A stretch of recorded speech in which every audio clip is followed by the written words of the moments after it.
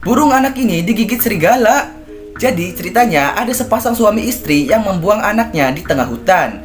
Setelah lama datanglah serigala yang mendekati anaknya itu. Serigala ini menggigit burung si anak ini sampai berdarah gitu. Beruntung ada pemburu yang nyelamatin anak ini. Akhirnya dia pun dibawa ke panti asuhan.